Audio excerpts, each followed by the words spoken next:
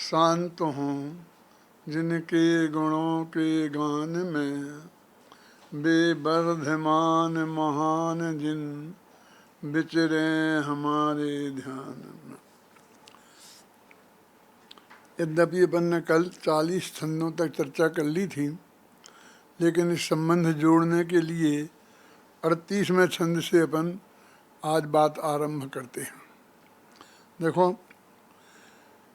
वही है जो द्रव्य संग्रह की 56वीं गाथा में अपन ने कई दफ़े चर्चा की है कि करे न बोले और जब चिंतन भी ना हो। असली धर्म क्या है? तो ऊपर कहते आए हैं कि आत्मा का ध्यान ही असली धर्म है। तो ये ध्यान की परिभाषा की है कि ना करे ना बोले, माने काय से कुछ चेष्टा नहीं करे, वाणी से कुछ बोले नहीं और मन में चिंतन भी नहीं करे। आत्मा का ध्यान नहीं करने रूप है। इसको करने के रूप में बताना बहुत कठिन काम है। अपने शास्त्रों में उनके यहाँ भी आता है आजैनियों में कि नेति नेति शब्द से जो बखानते हैं। अपने कलश टीकाकार भी कहते हैं ना तथा शब्द से जो वाच्य है। तो कहते ना कुछ भी कोई चेष्टा करे नहीं, बोले नहीं और चिंतन भी ना होए। ज्ञान में स्थिर रहे यही ध्यान है सोए। पर ज्ञान की स्थिरता, उसका नाम ही ध्यान है। हम बहुत बहुत कठिन शब्दों में इसको बहुत कठिन बना देते हैं। अभी ज्ञान में स्थिर रहे माने, देखो, किसी भी चीज़ को पहली तरफ समय जानना उसको कहते हैं ज्ञान, और फिर लगातार जानते रहना उसको कहते हैं ध्यान। अपने न्याय शास्त्र में तो उसे धारावाहिक ज्ञान कहते हैं, और वो हमारे ज्ञान का एक दोष है।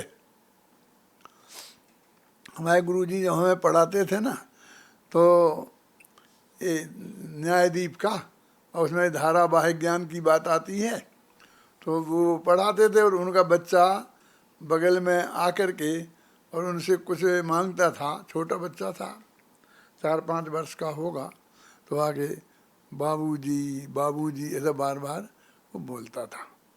तो उनने हमको कहा, देखो कि इसने बाबूजी मेरे को बोला ना, तो मैंने पहली दफ़े इसने बोला वो तो मेरे को सार्थक हुआ था, और अब जो बार बार बाबूजी बाबूजी कह रहा तो ये धारावाहिक ज्ञान है।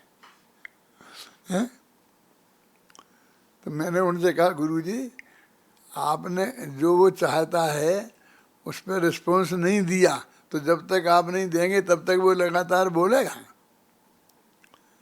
अब न्याय शास्त्र में धारावाहिक ज्ञान है कि क्या ज्ञान है, आप जो करते रहो, लेकिन वो बराबर तब तक बोलेगा।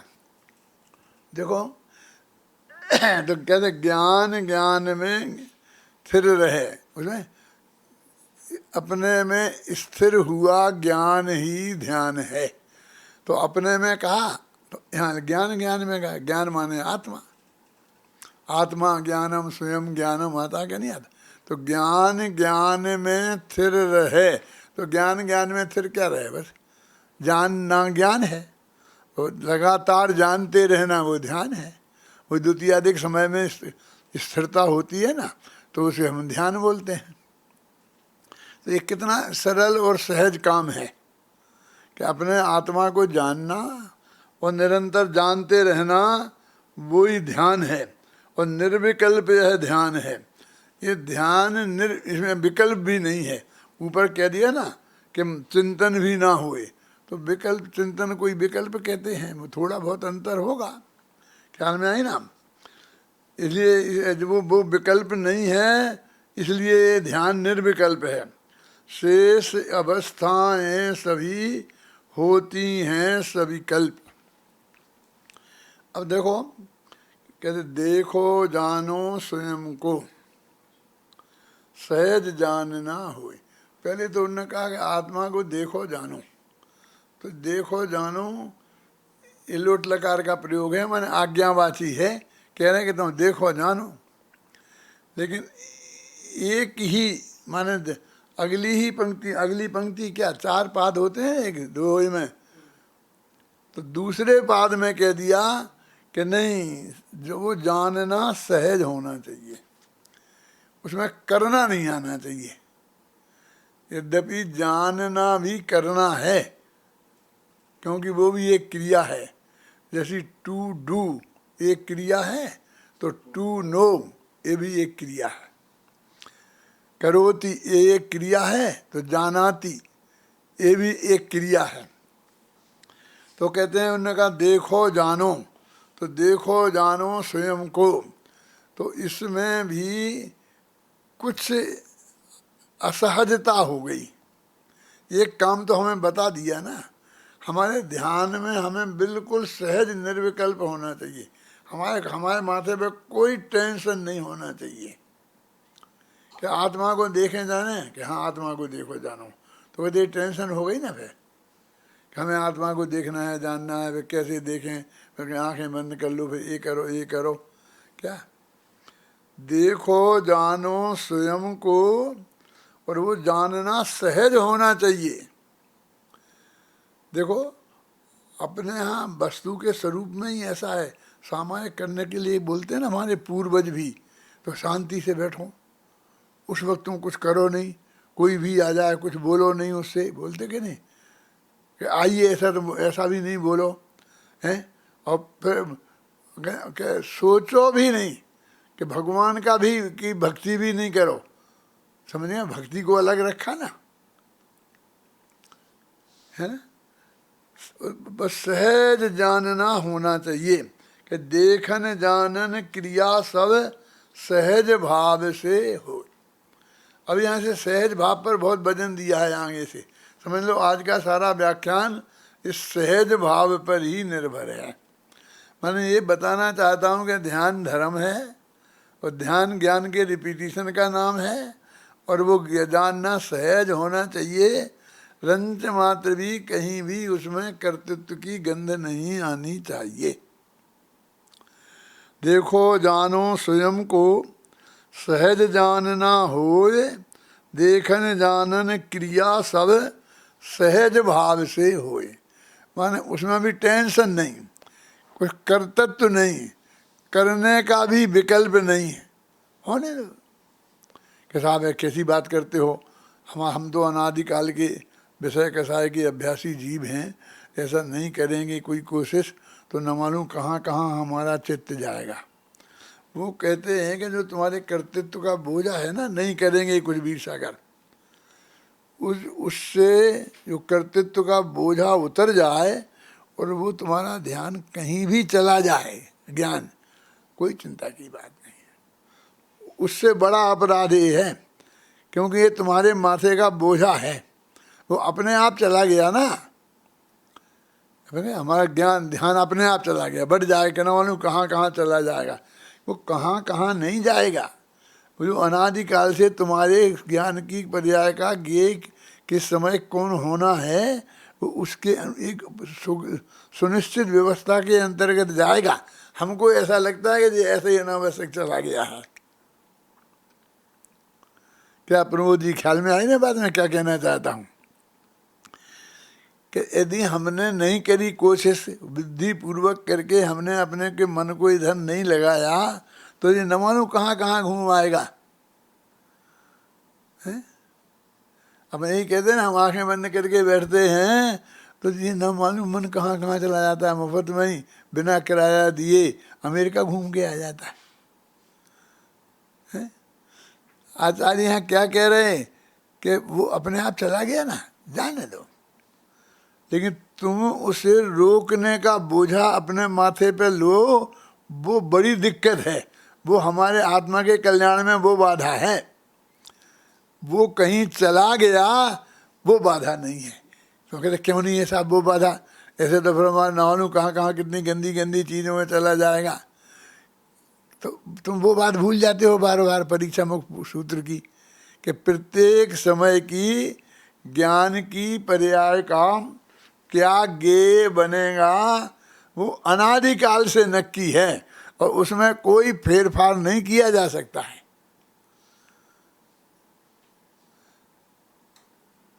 अब इस महासत्य का ज्ञान तुमको हो गया, फिर भी तुम्हारे माथे से ये बोझा नहीं उतरता है क्या? देखा ना, देखो जानो स्वयं को, वो सहज जानना होए, देखन जानन क्रिया सब सहज भाव से होए। सहज भाव से वो क्रिया सब होती है, समझ में आई ना? आत्मा का स्वभाव जानना है ना। वो सारे जगत के जितने पदार्थ हैं उनमें एक प्रमेयत्व नाम का गुण है। वो प्रमेयत्व नाम गुण उनकी संपदा, ऐसा लिखा, उनकी संपत्ति है और उनका स्वभाव है। स्वभाव है और संपदा है, समय सार में ऐसा लिखा। अपने आत्मा का जानना स्वभाव है और वो जानना आत्मा की संपत्ति है। और सारे पदार्थों का जानने में आना ये स्वभाव है और यही उसकी संपत्ति है। ये विकार नहीं है, ये विपत्ति नहीं है। होने में सहज जानना इसका स्वभाव है, कोई दिक्कत नहीं है। लेकिन स्थिति ऐसी है कि ऐसा यदि तू उसको छोड़ देगा तो समय पर ज़्यादा समय नहीं है और वो जल्दी से जल्दी अपने आत्मा में ही आके स्थिर हो जाएगा। अथवा समझ लो कि उसके उसमें ऐसा ही नक्की होता है, जो नक्की है ना अनादिकाल से, कि जब तेरे को उसमें से ऐसा करते तो हटेगा तो अंतर मुहूर्त के भीतर भीतर काल के अंदर उस ज्ञान का गे भगवान आत्मा बनने का ही नक्की होगा। समझे? तुम चिंता नहीं, ऐसा नहीं करोगे चाहे जो कुछ हो जाएगा, चाहे जहाँ भटकता जाएगा चला जाएगा, ऐसा नहीं होगा।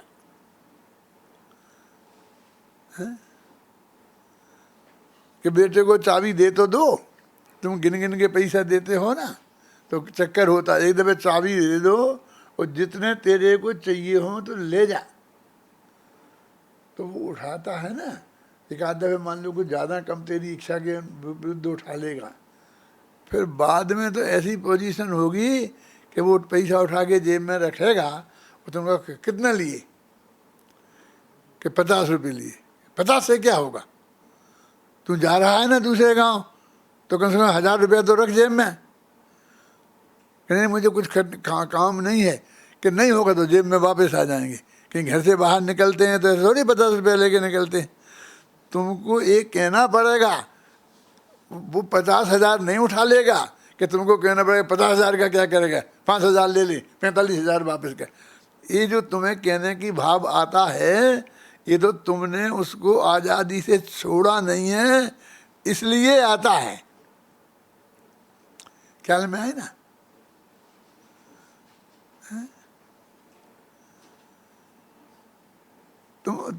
तुम्हें अपने ज्ञान पर भरोसा नहीं है। और जब तीर्थंकर भगवान ने, सर्वज्ञ भगवान ने, सर्वज्ञता का स्वरूप है, तुम्हें बता दिया कि प्रति समय तुम्हारा ज्ञान का गे, कि तुम क्या समझते हो, जगदीश नाम है तुम्हारा ना, कि तुम यहाँ पढ़ने आए तो तुम्हारे ज्ञान का गे क्या बन रहा है, तो तुम्हारे बाप नक्की करते, ये अनादिकाल से नक्की था, तुम इसमें कुछ नहीं कर सकते थे, ऐसा ही होना था। ख्याल में आए ना? इसमें ना किसी का इसमें दोष देने की जरूरत है किसी को, और ना किसी का उपकार मानने की जरूरत है। उपकार की भाषा अच्छी है और मर्यादा रहना चाहिए, इसलिए समझ गए ना। लेकिन श्रद्धा के लेवल पर वो कोई कुछ नहीं है, बस खत्म। ये सब जो कुछ होना था वो ही हुआ है, और कुछ भी हुआ नहीं है और कुछ होएगा नहीं। भविष्य में भी निरंतर हम देखते हैं कई विकल्पों के बारे में, मैं कहना नहीं चाहता हूँ सब अपने, कि कितने विकल्प हो तुम्हारे, और वो नहीं होना है तो नहीं होना है, और जो होना है वो ही होगा क्या, और तुम उस विकल्प को लेके ही मर जाओगे। देखो जानो स्वयं को सहज जानना होए, देखन जानन क्रिया सब सहज भाव से होए। देखो ये अपने यहाँ तक की तो बात अपने कल हो गई थी, कह देनी चाहिए, ठीक है, लेकिन अभी मुझे इस पे के आधार पर आगे चलना है सब पूरा, कि चित्त रहे आनंदमय, कि ऐसा होगा तो तुझे कोई तकलीफ होने वाली नहीं है, एकदम तेरा चित्त आनंद आनंद आनंद आनंद अति आनंद का झरना झरेगा। चौथे गुण स्थान में चौथे गुण स्थान के योग, पांचवें में पांचवें के योग, छठवें सातवें में छठवें सातवें के योग, श्रेणी में श्रेणी के योग, और तीर्थंकर केवल ज्ञान हो जाएगा तो उसमें उसके योग। देखो, चित्त रहे आनंदमय और सहज शांत परिणाम, तेरे माथे पे कुछ नहीं, जो सहज हो रहा है उसको एकदम सहज भाव से होने दे। क्यों, वो ट्रम्प को जीतना चाहिए था क्या, वो दूसरा कौन सा है, बाइडन क्या, क्यों, अब वो नहीं जीता, वो जीता, तुम्हें कितना दुख हो रहा है, कि तुम चाहते थे फिर ट्रम्प हार जाए, वो ही जीते, तो फिर तुमने लड्डू तो बांटे ही नहीं, है ना, कोई प्रयोजन नहीं है ना। सिर्फ एक अभी हमारे में इतना दोष है कि ये जानने का विकल्प आता है कि क्या हुआ, कौन रहा, अब कल से राष्ट्रपति भवन में कौन रहेगा, हैं, हमें उससे कोई लेना देना नहीं है। हमें तो ये लेना देना है कि हमारे देश के साथ उसके जो संपर्क हैं वो संपर्क कैसे रहेंगे, ये इतनी सी बात है ना, और बाकी हमें कुछ लेना देना नहीं है। तो जैसे तुम तो अमेरिका से नहीं रह सकते हो, ऐसे ही तुम अपने देश में भी रह सकते हो, दिल्ली से भी रह सकते हो, फिर अपने दूसरे गांव से भी रह सकते हो, अपने गांव से भी रह सकते हो, दूसरे व्यक्ति से भी रह सकते हो, और अपने से भी रह सकते हो। क्यों, अपने जो संयोग है ना वो भी बिल्कुल सुनिश्चित हैं और उनमें फेरफार संभव नहीं है।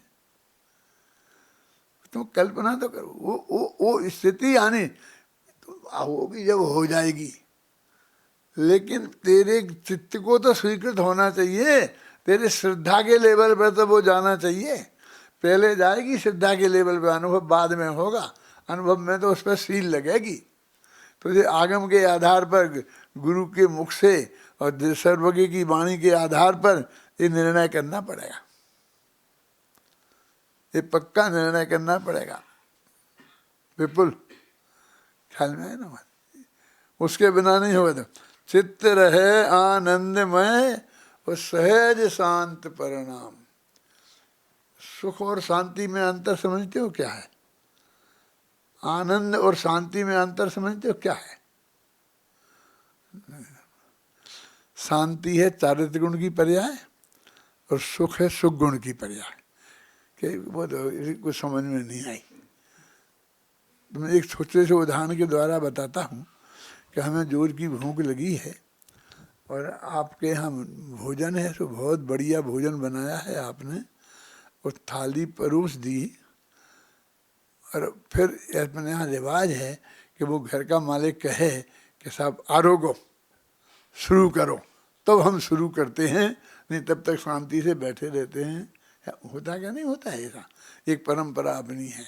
अभी उसका उपयोग इधर उधर हो गया, तो परोस तो दी, सब थाली रखी है और हमें बहुत जोर की भूख लगी है और हमारे मन का भोजन है, हम चाहते हैं कि जल्दी से जल्दी खाएं, लेकिन वो नहीं बोला अपने मुँह से कभी कि साहब झीमो, तो हम बैठे हैं।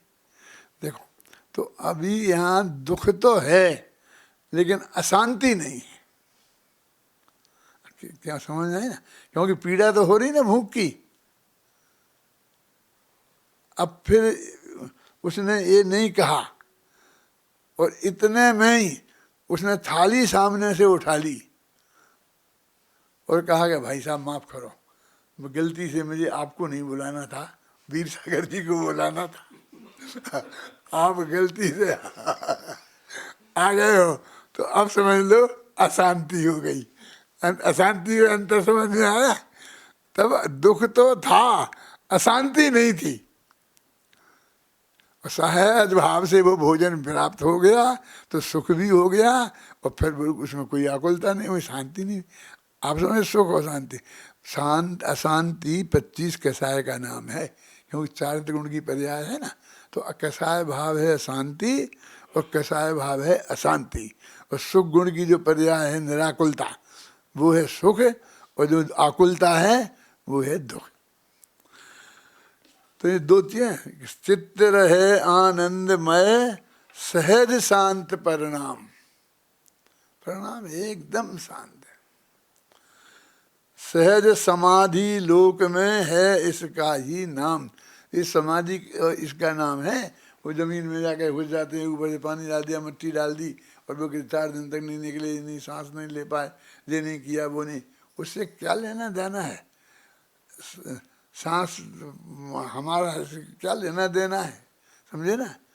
देखो सहज समाधि लोक में इसका नाम सहज समाधि है। देखो अब इसी के कितने नाम, इतना ये होना है, कितना सहज है, हैं? ये बात कितनी सहज है, हैं? अब देखो आगे कह रहे हैं, अब इसी के कितने नाम हैं, जो वो थोड़े से बताए ना द्रव्य संग्रह में, तो करीब 59, 60 से 70 बताए हैं।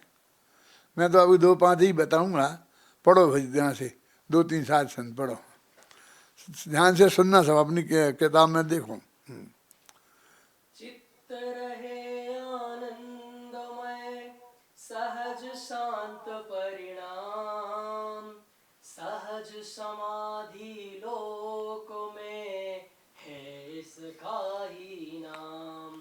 सामायिक भी है यही शुद्ध उपयोग, परम धर्म भी है यही योगी जनों का योग। यही निश्चय भक्ति है, यही है संन्यास, आत्मरमणता भी यही ज्ञानाभ्यास। कितनी कितनी चीजें बता दी। इसी का ये नाम है सब। कौन से? सहज समाधि, सामायिक, शुद्धोपयोग, परम धर्म, योगजनों का योग, निश्चय भक्ति, संन्यास, आत्मरमणता और ज्ञानाभ्यास। ये सब एक बात का ही नाम है जो यहाँ बताया, बस सहज जानना होता है। पहले कहा था यहाँ से जानो देखो स्वयं को, और फिर कहते वो जानना सहज होना चाहिए, और इसमें हो गया तो बस यही समाधि है, यही सब है। अभी एक करना है, कुछ नहीं करना, इसका नाम धर्म है, बस खत्म। सारा धर्म इसका इतने का ही नाम है। अभी ऐसा जीव यदि 10-20 साल तक, 10-20 हजार साल तक, 10-20 करोड़ साल तक, सुनना घबराना नहीं, मैं इसलिए बोल रहा हूँ कि नहीं तुमको जल्दी लगे, कितना ही हो, है? फिर भी वो उसमें बस यही होना है धर्म, इससे और कुछ नहीं होना है। तो वो जो बाकी जो धर्म है, 10 धर्म और 12 भावनाएं और 5 गुप्ती, 5 समिति और 3 गुप्ती, ये सब 5 अणुवेद, 5 महावेद, तो उसके वो बीच में क्या करेगा, तो उन सब की गिनती कर दी। जैसे अभी भरत थे ना अपना, तो उसने बैठा, बस अंदर गया, यही हुआ, और अंतर्मूर्त में ऐसे ही रहा, केवल ज्ञान हो गया। तो ना उपवास किया, ना व्रत किया, न समिति, न भाषा समिति, न कुछ भी गुप्ती, कुछ नहीं। और आदिनाथ और बाहुबली 1 वर्ष तक खड़े रहे, उनने भी कुछ नहीं किया, इसी के प्रयत्न में रहे। और आदिनाथ 1000 वर्ष तक रहे, उनने किया। और कोई करोड़ों वर्षों तक, फिर मान लो अगले भव में, फिर अगले भव में, अगले भव में, जितना काल तक संसार में रहेगा, और चौथे गुणस्थान की भूमिका में कितना रह सकता है, अधिक से अधिक चौथे गुणस्थान की भूमिका में। घबराना नहीं। कोई जीव यहाँ से भावलिंगी मुनिराज थे, वो मर के सर्वार सिद्धि गया, समझ लो ऋषभदेव भगवान का जीव, चाहे भरत चक्रवर्ती का जीव, किसी का भी ले लो। तो वो जितना जीवन उनका वो था ना, सम्मा दर्शन हो गया था, और वो जितना जीवन था उतना वो और फिर वो सर्वा सिद्धि चले गए तो 33 सागर वो, और फिर इस मनुष्य पर्याय में आए तो 83 लाख पूरब, 1 करोड़ पूरब तक का हो सकता है आयु। तो उसमें 8 वर्ष बस पहले ही वे दीक्षा लेंगे, अंतिम 8 वर्ष बचे जब, इतना लंबा काल चौथे गुण स्थान में रह सकता है। रहा ना ऋषभदेव का। मैं कोई करुणा नहीं होकर कोई शास्त्र में से निकाल के नहीं बता रहा हूँ। अपन जो खूब जानते हैं कि वे सर्वा सिद्धि में थे तो चौथे गुण स्थान में थे, फिर ऋषभदेव की पर्याय में आ गए तो वे जब तक 83 लाख पूरब तक जब तक उन्होंने दीक्षा नहीं दी तब तक चौथे गुण स्थान में रहे। इतना लंबा काल हो सकता है तो उसकी परिणति बाहर खाना पीना उठना बैठना सब तो होगा है? उसमें चक्रवर्ती तत्व का भी संयोग आ सकता है और नहीं भी आ सकता है। देखो अभी मैं आपको कल उदाहरण दिया था मैंने कि भरत और बाहुबली लगभग दोनों समान उम्र के थे, होगा 10-20 साल का फर्क होगा, क्योंकि लेकिन भाई 1 मिनट का भी फर्क नहीं हो, ऐसा भी हो सकता है कि साहब एक बड़ा भाई एक छोटा भाई, कैसे नहीं होगा? अरे भाई 2 माँ के हैं, एक दिन ही दोनों का जन्म हो सकता है, उनका नहीं हुआ, उनका नहीं कह रहा हूँ, कोई हो सकते हैं ना, जब दो माँ से हुआ हो तो हो सकते हैं। और एक ने दीक्षा ले ली और 1 वर्ष में ही केवल ज्ञान हो गया, और दूसरे ने दीक्षा नहीं ली और चक्रवर्ती का राज संभाल लिया। अब वे जितने काल तक भरत चक्रवर्ती ने राज्य किया, वो इस काल से 6 लाख पूरब ऐसा कुछ है, जितना भी होगा मुझे पक्का नहीं समझ लो, उतने ही काल तक वो केवल ज्ञान किया 13वें गुण स्थान में रहे। अब 13वें गुण स्थान का भी इतना लंबा काल है। बाहुबली 13वें गुण स्थान में रहे और ये चौथे में रहे। मोक्ष तो जाने के लगभग बाद में ही गए, 2, 5, 10, 25, 50 वर्ष का फर्क होगा आगे पीछे जाने का, समझ गए? तो इतना लंबा काल जो रह सकता उसमें उसकी कैसी परिणति होती है, कैसा खाता पीता उठता बैठता है, शादी विवाह क्या करता है, वो सारा वर्णन उसमें आप समझ लो बस। और वो कुछ भी नहीं, और उसका कुछ भी धर्म नहीं है। क्यों नहीं है? क्योंकि वो भरत ने कुछ नहीं किया और केवल ज्ञान हो गया ना। अब मुझे तो केवल ज्ञान प्राप्त करना है ना, तो उस सब के बिना हो गया ना। तो ये तो उसके बीच में होने वाली स्थिति है, सहज भाव से तुझे करना नहीं है कि सब मेरा लंबा काल होगा तो मुझे तो करना पड़ेगा। अब उसका लंबा काल नहीं है, वो नहीं करे, मुझे तो करना पड़ेगा। तुझे भी कुछ नहीं करना, वो सहज होगा। जब जैसी जैसी अवस्था होगी तब होगा सहज। क्यों? मुझको ये तो निर्णय करना चाहिए था ना कि भाई मेरी उम्र अब लंबी हो रही, मैं बूढ़ा हो जाऊंगा तो मुझे बुढ़ापे में क्या करना चाहिए। क्यों? ये तो मुझे सोचना चाहिए था ना, और कुछ ना कुछ करना चाहिए था। अरे कुछ सोचने की जरूरत नहीं, तुम बुढ़ा हो जाएगा तो बुढ़ों को क्या करना होता है अपने आप वो हो जाएगा। और जहाँ भी लिखा है ना तो वो उन बुढ़ों का देख देख के ही लिख दिया है कि वे ऐसा ऐसा करते हैं। माने उन ज्ञानी जनों की परिणति को देख के ही तो लिख दिया है। तुझसे माथे पे बोझा नहीं, तुझे माथे पे बोझा उतारना नहीं है। और आचार्य कहते धर्म माथे पे बोझा रखकर हो नहीं सकता, निर्भार। वो जो अपनी वो है ना कविता, भाड़ में जाने दो, भाड़ में जाने दो। भाड़ से कोई हमको लेना देना नहीं है, मतलब तुझे कुछ उससे प्रयोजन नहीं है। मैं कहता देखो पढ़ो, अभी मैं 43 तक नहीं पढ़ूंगा, फिर तुम एक दफे पढ़ दो, तुम क्या क्या चीज़ होगी इसी के नाम है। वो जो मैंने बात बताई ना, उपयोग अंदर में चला जाएगा, आत्मा को जानेगा, तो उसके क्या नाम है, बोलो क्या क्या नाम है? हाँ, सामायिक भी है यही, यही शुद्ध उपयोग, परम धर्म भी है यही, योगी जनों का योग, यही निश्चय भक्ति है,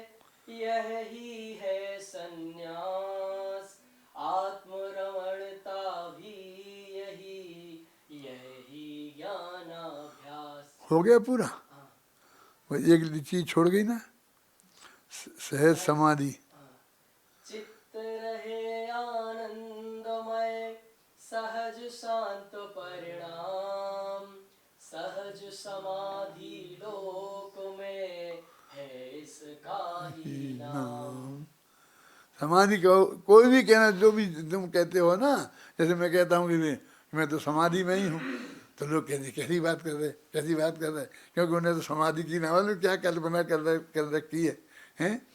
अब यहाँ तो वो जो कि उसी को वो चौथे गुण में भरत चक्रवर्ती है, वो समाधि ही में है, वो छेखंड की विभूति का है, वो इतना जीत के आ गया, और आदिनाथ का प्रवचन छोड़ के चला गया, तो भी समाधि में है। एक चीज़ के ये सब नाम हैं।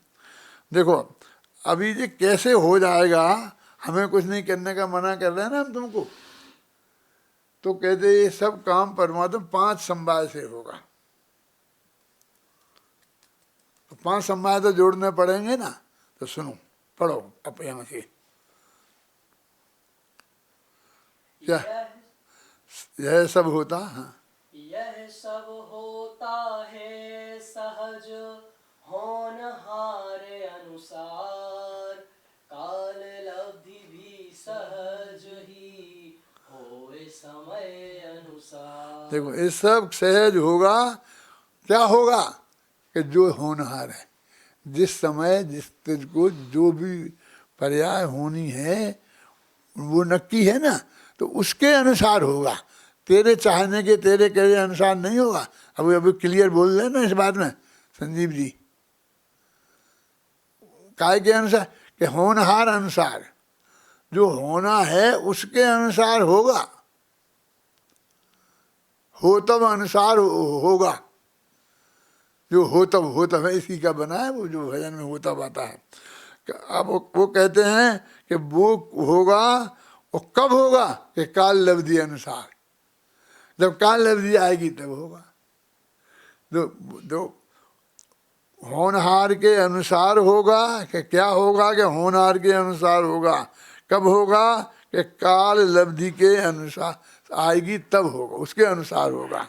और आगे इसे पढ़ो, इसी छंद को द्वारा पढ़ो फिर आगे पढ़ो। हाँ, यह सब होता है सहज होनहार अनुसार, काल लब्धि भी सहज ही होए समय अनुसार, पुरुषार्थ भी सहज ही हो स्वभाव अनुसार, निमित्त सहज ही प्राप्त हो कारज के अनुसार। हमें पुरुषार्थ तो करना पड़ेगा कि नहीं? पुरुषार्थ भी एकदम सहज होगा। काय के लिए होगा? हर चीज का पुरुषार्थ है ना। देखो साथ में नरक में भी बिना पुरुषार्थ के नहीं जाता है, और सर्वार सिद्धि में भी पुरुषार्थ के बिना नहीं जाता, और मोक्ष में भी पुरुषार्थ के बिना जाता है। वो है पाप पुरुषार्थ, वो है पुण्य पुरुषार्थ, और वो है धर्म पुरुषार्थ। वो जो कार्य के अनुसार जो कार्य होना है जिस समय, उसके अनुसार पुरुषार्थ भी नियम से सहज ही होगा।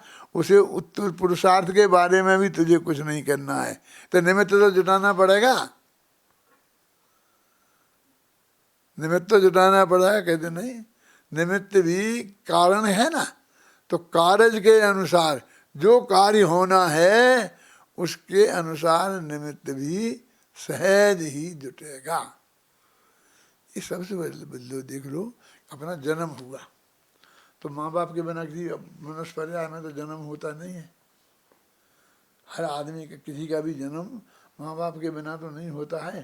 लेकिन आज तक एक आदमी ने, ज्ञानी अज्ञानी ने लेके, किसने अपने माँ बाप को जुटाया है? उसके पहले भम में किसने एक कोशिश करी कि मैं अपने माँ बाप को देख तो लूँ, इंतजाम कर दूँ, ये कर दूँ, कर दूँ क्या? नहीं, मेरे हाथ में कुछ होता तो मैं पहले अच्छे घर में पैदा हो जाता, इसके यहाँ नहीं आता, उनके यहाँ नहीं आता। वो गरीब के यहाँ आया, अमीर के यहाँ आया, गांव में आया, जिस क्षेत्र में आना था, जिस काल में आना था, जिस माँ के गर्भ में आना था, ये सब बिल्कुल नहीं अपन बराबर देख रहे हैं ना, सब क्रियाएं बराबर, कि हमारे हाथ में कुछ नहीं है, हैं? देखो क्या कहाँ पढ़ रहे थे, जो पढ़ो वो यहाँ से पढ़ो, 44, 45 और 46 3 छंद पढ़ो।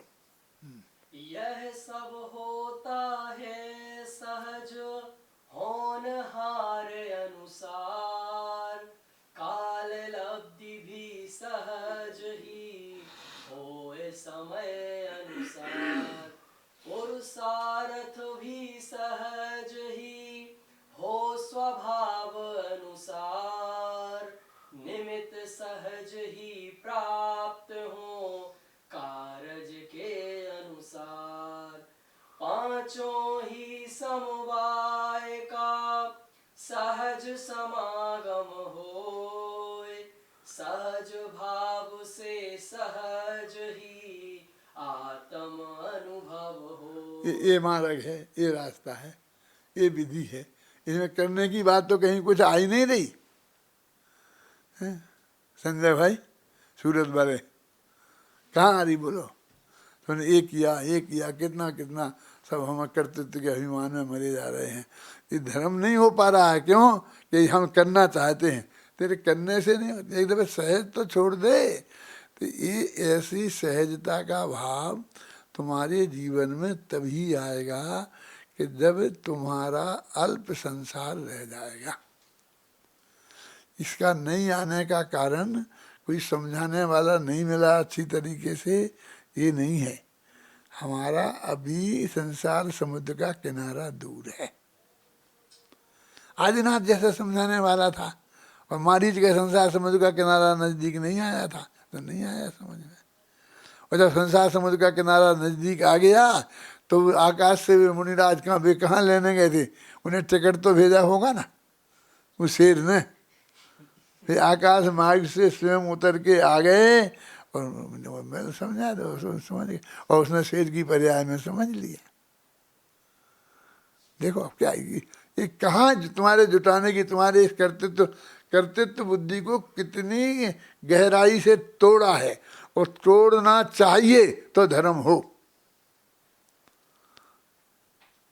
ये बातें जो मैं आपको बता रहा हूँ, ये लिखी हैं, ये आप लोग नहीं जानते हैं, ये बात नहीं है। आप लोगों ने खूब सुनी है, और ये पंडित लोग बैठे हैं, ये तो सबको सुनाते हैं, समझाते हैं, कहते हैं बिल्कुल इसी भाषा में। फिर न मालूम क्यों कि नहीं हो रहा है, वो संसार समुद्र का दूर है अभी। राकेश समझ, संसार समुद्र का किनारा।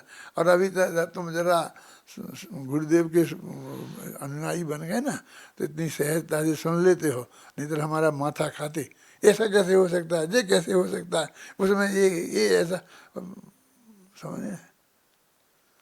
इतनी सहजता से तुम स्वीकार करने वाले थे, तुम कैसे हो हम जानते हैं ना तुम्हें। माथा खाए बिना नहीं रहते तुम।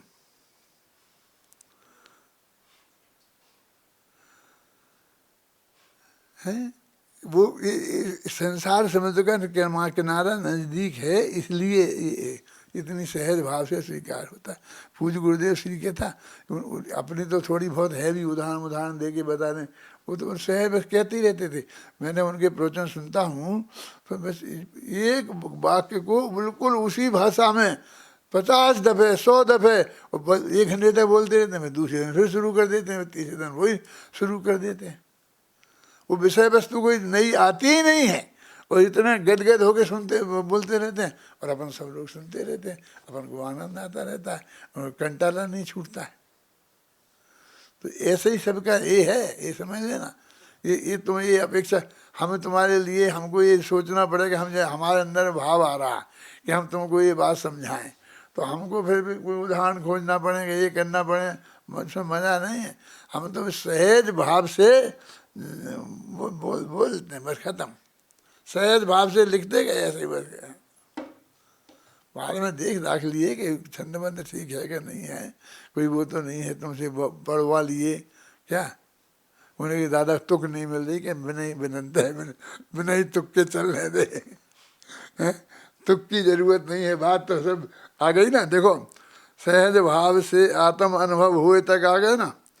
अब देखो, अब समझना, अब आगे एक एक ग्रुप है, पढ़ो, इसके आगे पढ़ो। अब आत्म सब बाहर उपयोग, शुद्ध भाव होता नहीं, होता शुभ उपयोग। अब वो आत्म का अनुभवी का भी उपयोग जब बाहर जाएगा तो उस काल में उसे शुद्ध भाव नहीं होगा। शुद्ध भाव के काल में अधिकांश अंदर में रहता है। और वो जो कहते हैं परराद्वी ज्ञान का गेय बन जाता है, वो श्रेणी का भी उदाहरण देते हैं, तो वो तो सिर्फ इस बात की सिद्धि के लिए कि ये भगवान आत्मा 24 घंटा स्वपर प्रकाशक है, इसलिए हर काल में स्व को भी जानता है और पर को भी जानता है। सिर्फ इसके लिए है, उसको तुम पर को, अभी पर को भी जानता है तो इतनी ड्यूटी तो हमको निपटानी पड़ेगी ना। निश्चय और व्यवहार दोनों होना चाहिए ना ज्ञानी के जीवन में, तो थोड़ा निश्चय रखें और थोड़ा व्यवहार भी निभाना होगा।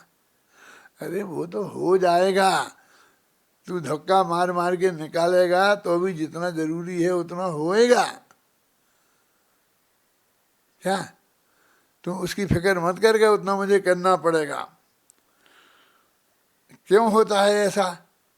जो मैंने बताया ना, अभी तो उस वक्त की अनुभव की बात बताई, अब मैं बता रहा हूँ कि अनुभव के काल में अब तुझे लाखों वर्ष तक अभी इस संसार में ही रहना है।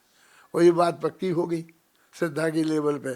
तो पढ़ो आगे क्या होगा। हाँ पढ़ो। जैसा हो निश्चय धर्म, वैसा ही व्यवहार, उसके ही अनुसार हो सब आचार विचार। समझ गए ना? अब जैसा तेरा अंदर में निश्चय धर्म हो जाएगा तो उस भूमिका के अनुसार ही जब बाहर का व्यवहार भी तेरा होगा। बिल्कुल सही। वो अपनी पूजा में काय में लिखा, शांति पाठ विसर्जन पाठ में। हाँ पढ़ो बीच का छंद, 3 छंद है ना, बीच का छंद पढ़ो। जिनवाणी का जो मरम, हाँ हमने जाना है प्रभु, हमने जाना है प्रभु, जिनवाणी का मर्म उसके ही अनुसार है व्यवहारिक धर्म। व्यवहारिक। तो हमारा ये व्यवहारिक धर्म है उसके अनुसार है। हमने जो मरम जाना है उसके अनुसार है हमारा भी। इसमें कि क्या कमी रह गई, हम नहीं जानते, कोई कमी वमी नहीं रही। जो विधि जानने वाले हैं वे करते रहना। लेकिन हमने तो जिनवाणी ने जो पढ़ा है वो जिनवाणी के अनुसार ही हमारा ये सारा व्यवहारिक धर्म है। हम आपकी भक्ति कर रहे हैं, हम आपकी पूजा कर रहे हैं, हम वस्तु चढ़ा रहे हैं, हमें जब प्रक्षाल कर रहे हैं, तो हमारा तो जैसा हमने जिनवाणी का मरम जाना है उसके अनुसार है। देखो यहाँ पढ़ो अब, जैसा निश्चय, जैसा हो निश्चय धर्म वैसा ही व्यवहार, उसके ही अनुसार हो सब आचार विचार। उसके सारे आचार विचार हमें समझाना नहीं पड़े। देखो अभी तुम तो हमारे विद्यार्थी हो और हम तुमको भी कोई कुछ कहते नहीं हैं, लेकिन जब मैं पढ़ाता था ना सरकारी स्कूल में, तो मैं ऐसा ही धोती कुर्ता टोपी में जाता था पढ़ाने, और सब लोग सूट पहन में आते थे। संस्कृत तब लागू हुई थी, इसलिए मेरे को ले आए थे वे कि साहब आप पढ़ा दो पंडित जी, तो हम पढ़ा देंगे। तो ऐसे ही हम जाते थे पढ़ाते थे। तो उसके हमारे जो डायरेक्टर थे, डायरेक्टर के भी डायरेक्टर समझ लो, मैंने हमारा अशोकनगर में हमारा स्कूल था और वो ग्वालियर में रहते थे। वो तेलंग उनका नाम था, है ना। तो वो तेलंग साहब आए, तो हम सब अध्यापक बैठे थे, हम भी बैठे थे। तो उन्होंने कहा संस्कृत की पढ़ाई क्या व्यवस्था की? वो संस्कृत के विशेषज्ञ थे। उन्होंने हाँ हमारे पंडित जी हैं। कौन नहीं? तो हमें देखा, तो बोले अभी बाजार से पकड़ के ले आयो। प्रिंसिपल साहब से बोले कि तुम अभी, मतलब हम आ रहे थे ना निरीक्षण करने, तो तुम बाजार में से पकड़ के ला के बैठा दिया, ये बताने के लिए कि ये हमारे संस्कृत अध्यापक हैं। ऐसा बोला। नहीं साहब हमारे यहाँ हैं, पढ़ाते हैं, ने सब पढ़ाया है, उन्हें सब बताया, ऐसा नहीं है। अच्छा मैं इधर आया तो ये सब किसी बच्चे ने मेरे को नमस्कार नहीं किया। और वे क्या कहते थे हर एक से, बच्चे से नमस्ते नमस्ते, बच्चे से ज़्यादा ही कहते थे। अध्यापकों से ज़्यादा अध्यापक ने नहीं किया। ऐसे मुँह फेर के यहाँ वहाँ निकल जाते हैं ना, ऐसा होता है कि नहीं होता है? तो नमस्ते नमस्ते ऐसा बोलते थे सिखाने के लिए। फिर बोले सब अध्यापकों से, आपने विद्यार्थियों को नमस्ते करना नहीं सिखाया? ऐसा बोलने लगे। सब तो मध्यापद सब चुपचाप शांत रहे, क्यों कौन झंझट में पड़े, अब आए हैं निरीक्षण करने आए तो बस बैठ चुप रहो। तो मैंने कहा कि साहब हमने ये सोचा ही नहीं था कि हमें जाकर के ये सिखाना पड़ेगा कि तुम हमें नमस्कार करना। हम तो समझते थे तो ये सिखाना है, संस्कृत भाषा सिखानी, ये सिखाया है हमने। हम तुम हमें नमस्कार करना, हम ये सिखाएं तुम्हें। हम प्रवचन करने जाएं तो तुम गृहस्थों की ड्यूटी है कि पंडित जी को भोजन कराओ, अच्छा बढ़िया माल खिलाओ, हम ये प्रवचन करें, ये समझाएं, ये तुम्हारा काम है। हमने ये नहीं सोचा था। तो फिर देखे वो नीचे से ऊपर, अरे ये तो उनकी खुद की ड्यूटी है क्या, कि वो वे नमस्कार करें, ये करें, ये करें। हम ये समझाएं, हम ये कहें। पूज्य गुरुदेव श्री ने आपको कभी कहा कुछ? हमें तो ये जान, हम जाते थे 15 दिन रहते थे, ये बहुत बहुत बहुत इतना प्रेम करते रखते थे कि आप कल्पना नहीं कर सकते हैं कितना प्रेम हमसे वो रखते थे। लेकिन हम आए, अच्छा आए, आ गए, ठीक है। फिर हमको 15 दिन बाद कहे गुरुदेव हम आज जा रहे हैं। अच्छा जा रहे, ठीक है, बस कर, कुछ नहीं कि वो और रुक जाते, क्यों कोई काम है, जल्दी है, नहीं है। फिर दूसरे दिन फिर प्रवचन में पहुंच गए, क्यों गए नहीं? नहीं ना, मैंने सोचा कि वो और 2-3-4 दिन आपका लाभ ले लें, ठीक है। अब जो हो सो ठीक है। मैं तो बोलता हूँ तुम्हें समझा करके कि असली तो वो होते हैं कि ढूंढो मायके जाओगी कि हाँ, कि ढूंढो ससुराल जाओगी कि हाँ। जाओ तो जा रहे हैं तो जाओ, आ गए तो आओ, रुकना है तो रुको, कोई विकल्प नहीं। समझ गए ना, कुछ विकल्प नहीं। ऐसी ऐसी उसका जीवन हमने देखा कि इतना प्रेम है। लोग एक आध दफे तो कहना चाहिए कि नहीं नीति क्या जल्दी है, क्यों जा रहे हो, क्या बात है, हैं? कुछ नहीं। अब कहाँ पढ़ रहे थे हम? देखो, हाँ निश्चय और व्यवहार, हाँ जैसा हो। अब पढ़ो आगे। हाँ मुझे 60 तक ले जाना है, पढ़ो जल्दी पढ़ो, नहीं ले जाएगा।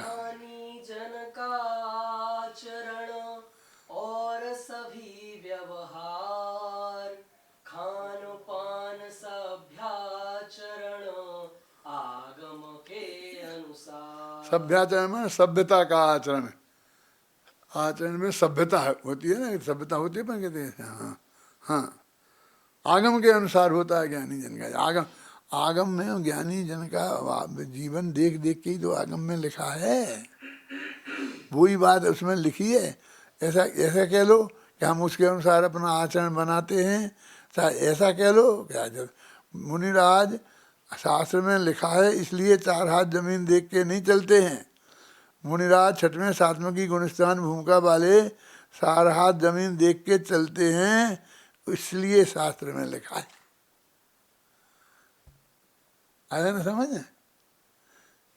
आगम के अनुसार है सब, ज्ञानी जन का जो है सारा व्यवहार आचरण सब ज्ञानी अज्ञान। और पढ़ो निश्चय। हाँ। निश्चय और व्यवहार में होए अपूर्व योग, जैसे अंतर भाव हो वैसे ही संयोग। तेरे अंतर भाव में तो भगवान के दर्शन करने के हैं, और तुम वहाँ जाके बाजार में जाके जाएगा कि मंदिर जाएगा। तो संयोग भी वैसे ही होते हैं जैसे अपने अंदर में भाव होते हैं। देखो अपने रेलवे स्टेशन पर रोजाना हजारों आदमी ट्रेन में से उतरते हैं और फिर अपने अपने हिसाब से चले जाते हैं। कहाँ जाते हैं? मुसलमानों के मोहल्ले में चला जाता है, जैनियों के मोहल्ले में चला जाता है, हिंदू में चला जाता है। आप समझ लो, सब अपनी अपनी रुचि के अनुसार अपने अपने उसके वो स्थान पर चला जाता है। शराबी कबाबी शराबी अड्डे पे चला जाता है, शुद्ध सात्विक वाले शुद्ध चला जाता है, कुएं का पानी पीने वाले जहाँ कुआं होता है वहाँ जाके ठहरता है।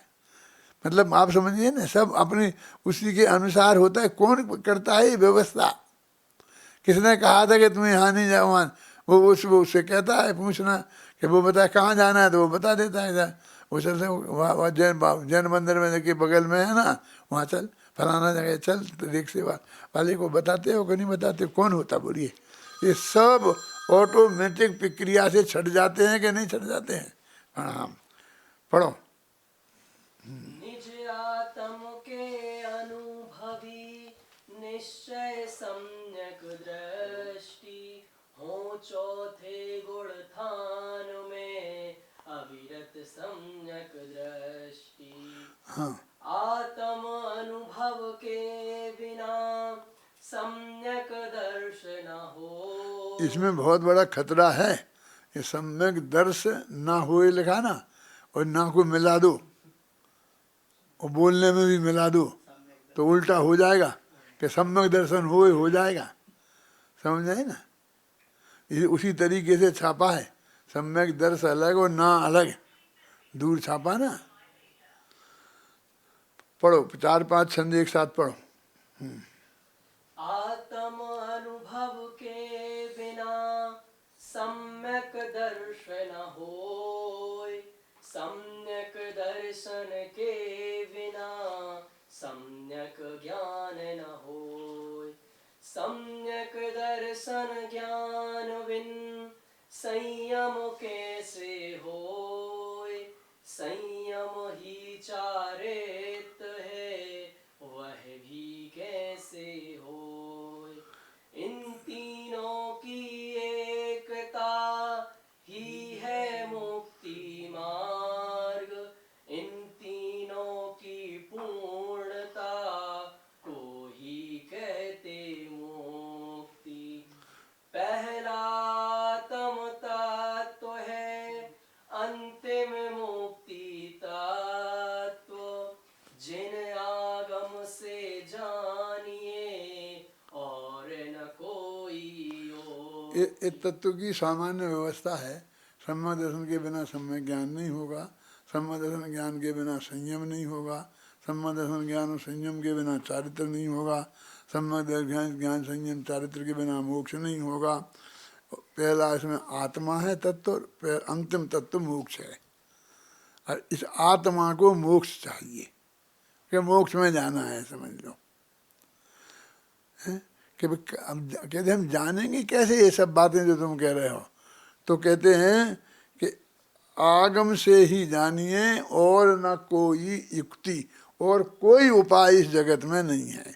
देखो मैंने इस आगम पर यहाँ पर बहुत जोर दिया है। अब आकर के 5-7 छंद आगम की महिमा वाले आएंगे। तो आगम पे क्यों दिया?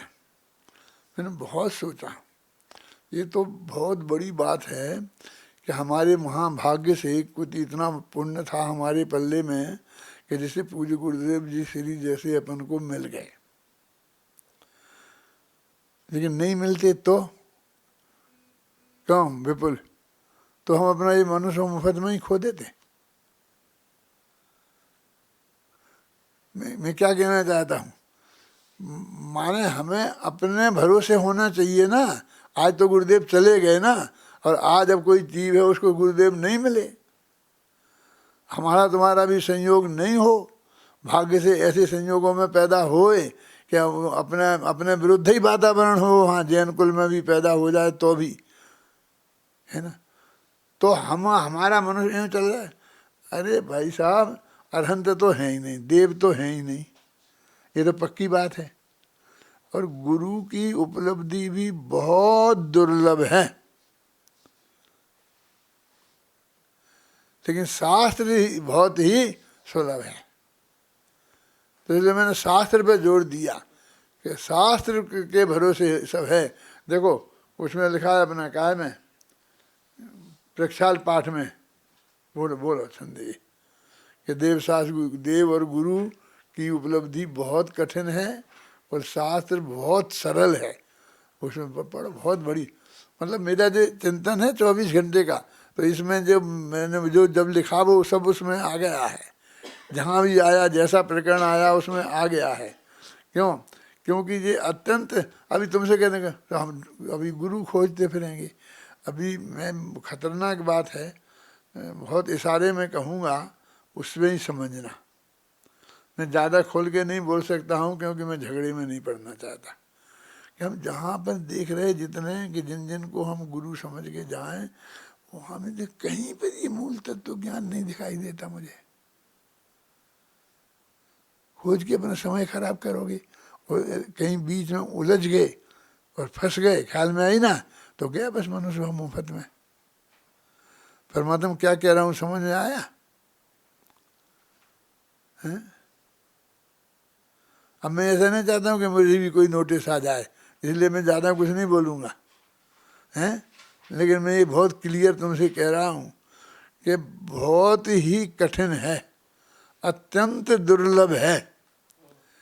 और इसकी खोज में हम सब खोज लेंगे तो खोजने में कहीं गलत जगह भी फंस सकते हो। 99% चांस ऐसे हैं।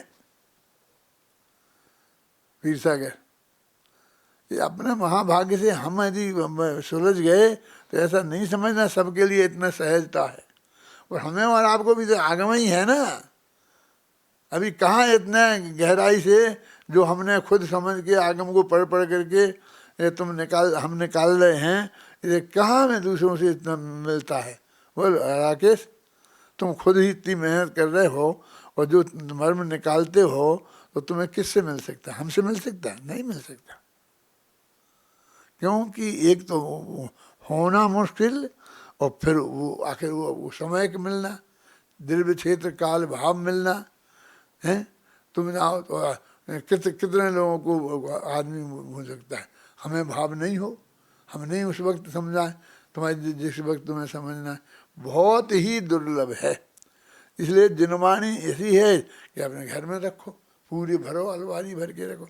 यदि घर में रख दो भर भर के, कि ये बच्चे साहब नहीं पढ़ते हैं, हमने निकालो नहीं, तुम भर दो और लिख दो कि इस अलमारी में से सास कोई नहीं निकालेगा, कोई बाहर नहीं भेजेगा, नहीं देगा किसी को। वो कोई बोल लिखते हो तुम, क्या क्या बोलते हो? नहीं नहीं, अरे वो बिल, वो बिल में लिख दो कि मेरे शास्त्र जितने हैं कोई इनके घर में से नहीं निकालेगा, उन्हें पूरे संभाल के रखेगा और उन्हें जब पढ़ना होगा पढ़ेगा। लिख दिखाओ, रहने दो, सहज उपलब्ध तो रहने दो। सहज उपलब्धि भी नहीं तुम रहने दी तो क्या करूं? अभी मुझे कोई एक भाव आ रहा है कि मुझे वो चीज़ देखनी है, अभी कहने अभी नहीं ऑफिस में, अरे ऑफिस से क्या काम आएगा? फिर इससे कहो क्या नाम है तेरा? नीशु से कहो फलाना लाएगा, ये लाएगा, वो लाएगा। यही दुर्लभ हो जाता है। जब ये देखना है तो ये यहाँ से उठाना भी मुश्किल हो जाता है दिखाना करके, और यहाँ ला के रख लो तो भाई लड़ती हैं कि नहीं नहीं इतनी बहुत भीड़ हो गई, बहुत इतनी हो गई, हम इधर कितने उठा के रखे, कितने करें, और नहीं हो तो फिर कहाँ से बताओ। हम देखते हैं बहुत दुर्लभ है, उपलब्धि बहुत दुर्लभ है। कहाँ से मिले, कैसे मिले? जो एक चीज़ तुम्हें अब नहीं है वो तुम्हें चाहिए है तो तुम नहीं मिल सकती तो नहीं मिल सकती। हाँ, पढ़ो 55वां छंद पढ़ो और इसके बाद में 5-4 छंद पढ़ो। मैं उनमें रुकूंगा, कहूँगा रुक जाओ तब रुकना। पढ़ो चलो 55वां छंद। हाँ, पहला आत्म तत्व है अंतिम मुक्ति तत्व, जिन आगम से जानिए और न कोई योक्ति, जिन आगम अभ्यास ही 3 लोक में सार, उसके ही अभ्यास से होंगे भव से पार। भव दुखों से भाव जन यदि होना है पार, जिन आगम अभ्यास ही एकमात्र आधार, जिन आगम अभ्यास बिन तत्व ज्ञान ना होए, तत्वों के अभ्यास बिन सम्यक दर्शन होय। जिन आगम जिन देव की दिव्य ध्वनि का सार, जिन आगम में आ गया नव तत्वों का सार।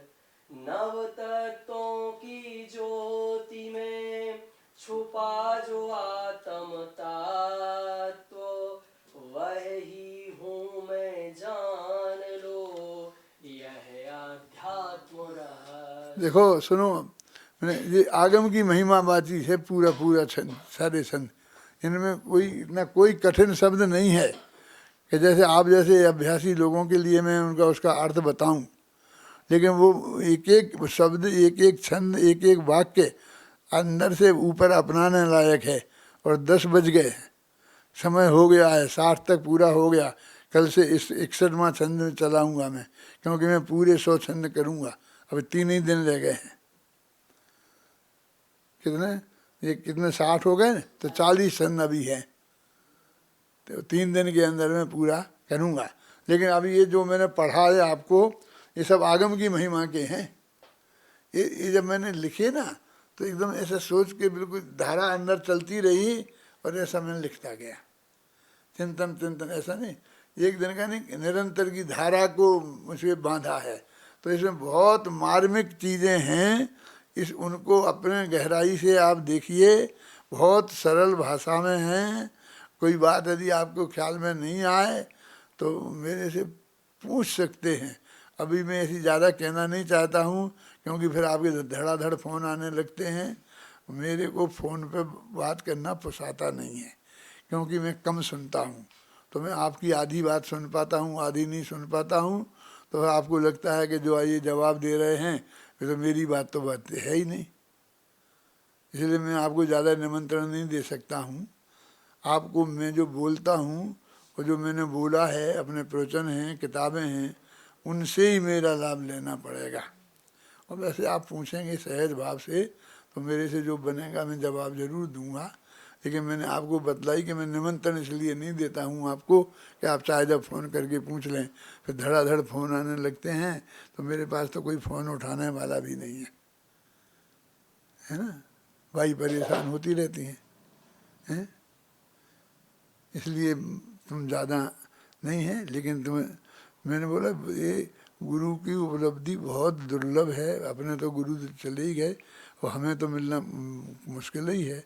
और आप हमें यदि मानते हो, थोड़े बहुत हम हैं, तो इतनी सहजता से उपलब्ध नहीं है।